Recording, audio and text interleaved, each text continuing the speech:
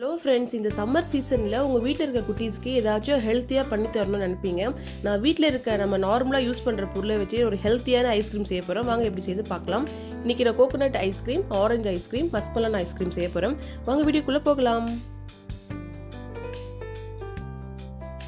First டேஸ்டியான creamy coconut ice cream எப்படி செய்து பார்க்கலாம். ஃபஸ்ட்டு கோகோனட் எடுத்துக்கோங்க. ரெண்டாக கட் பண்ணிவிட்டு உள்ளே இருக்க தேங்காயில் மிக்ஸி ஜாரில் போட்டுக்கோங்க. நல்லா அரைச்சி எடுத்துக்கலாம். ஒரு கிளாத்தில் ஃபில்டர் பண்ணி எடுத்துக்கோங்க.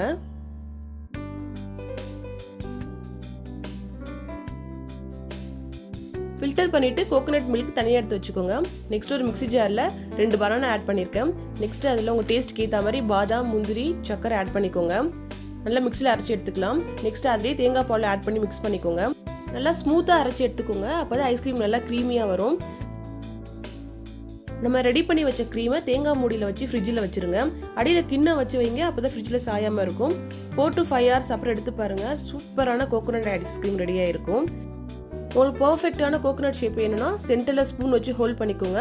பார்க்க கோகோனட் மாதிரியே இருக்கும். பாருங்கள் எவ்வளோ க்ரீமியாக இருக்குது. நீங்களும் ட்ரை பண்ணி பாருங்கள்.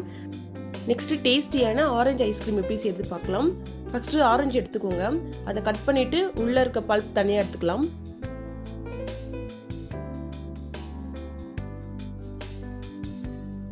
நெக்ஸ்ட்டு ஆரஞ்சு பல்ப் தனியாக, ஸ்கின் தனியாக எடுத்துக்கலாம். நெக்ஸ்ட் ஒரு பவுலில் மில்க் க்ரீம், உங்கள் டேஸ்ட்க்கு ஏற்ற மாதிரி சுகர் ஆட் பண்ணிக்கோங்க. நெக்ஸ்ட் ரெடி பண்ணி வச்ச ஆரஞ்சு ஜூஸையும் அதில் ஆட் பண்ணிக்கோங்க. நல்லா மிக்ஸ் பண்ணிக்கலாம். நெக்ஸ்ட் நம்ம ரெடி பண்ணி வச்ச ஆரஞ்சு ஜூஸை ஆரஞ்சில் ஊற்றி க்ளோஸ் பண்ணி வச்சுருங்க. ஃப்ரிட்ஜில் 5 to 6 hours வச்சுக்கோங்க.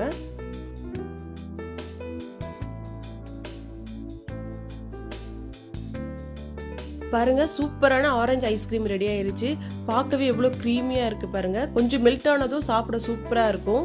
நீங்களும் உங்கள் வீட்டில் ட்ரை பண்ணி பாருங்கள், கண்டிப்பாக பிடிக்கும். நெக்ஸ்ட் இந்த சம்மருக்கு பர்ஃபெக்டான மஸ்க்மெலன் ஐஸ்கிரீம் எப்படி செய்து பார்க்கலாம். இதை தமிழில் கிர்னி பழம்னு சொல்லுவாங்க. இது சம்மர் டைமில் ஈஸியாக கிடைக்கும்.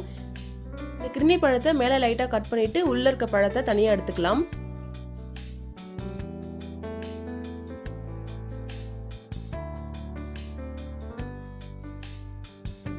நெக்ஸ்ட் நம்ம தனியாக பிரித்த பழத்தை மிக்சியில் அரைச்சி எடுத்துக்கலாம்.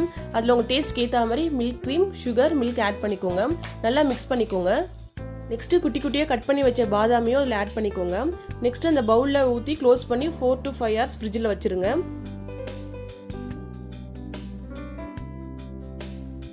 ஃப்ரிட்ஜில் இருந்து எடுத்துகிட்டு ஒரு 5 minutesக்கு அப்புறம் கட் பண்ணி பாருங்கள். சூப்பரான மஸ்க்மெலன் ஐஸ்கிரீம் ரெடி ஆயிருக்கும். இந்த டேஸ்டி அண்ட் ஹெல்த்தியான ஐஸ்கிரீமை நீங்களும் உங்கள் வீட்டில் ட்ரை பண்ணுங்கள். ட்ரை பண்ணிவிட்டு எப்படி இருந்துச்சு சொல்லுங்கள். உங்கள் வீட்டில் இருக்க குட்டீஸ்க்கு கண்டிப்பாக பிடிக்கும். மம்மி சேனலுக்கு லைக் பண்ணுங்கள், ஷேர் பண்ணுங்கள், சப்ஸ்கிரைப் பண்ணுங்கள். பாய்.